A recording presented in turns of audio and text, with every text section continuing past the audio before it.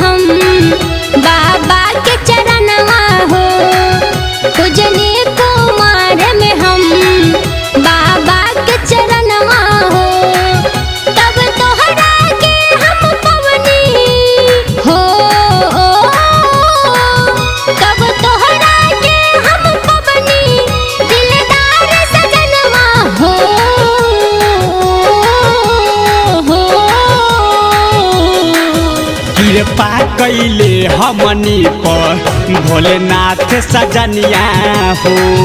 कृपा कैले हमनी पर भोलेनाथ सजनिया हो।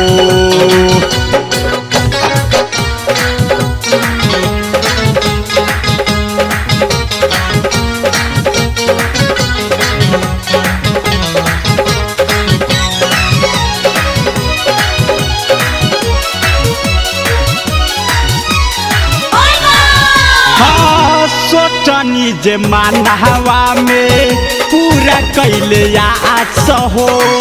हमरे ला बनवले तोहके बाबा विश्वनाथ हो।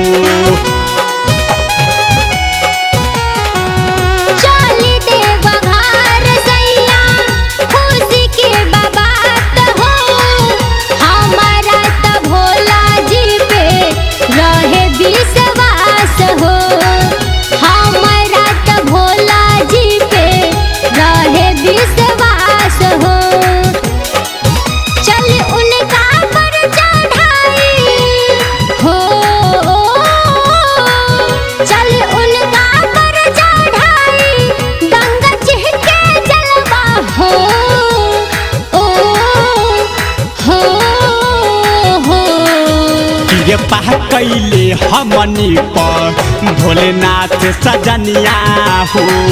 कृपा कैले हमनी पर भोलेनाथ सजनिया हो।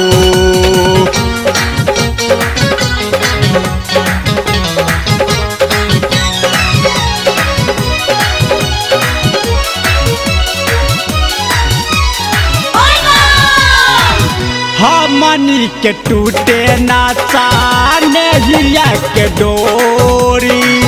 इहे अर्जी करे पलटू बाबा से कर जोरी।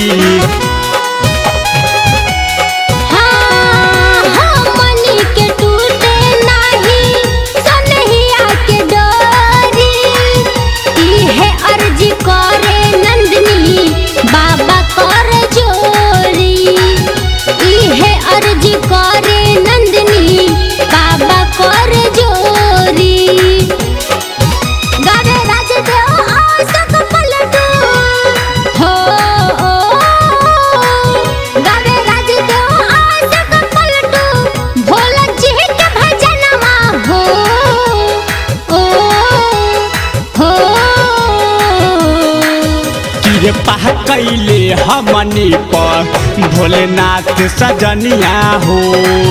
पूजने कुमार में हम बाबा के चरणवा हो। तब तोहरा के हम पवनी हो। तब तोहरा के हम पवनी दिलदार सजनवा हो।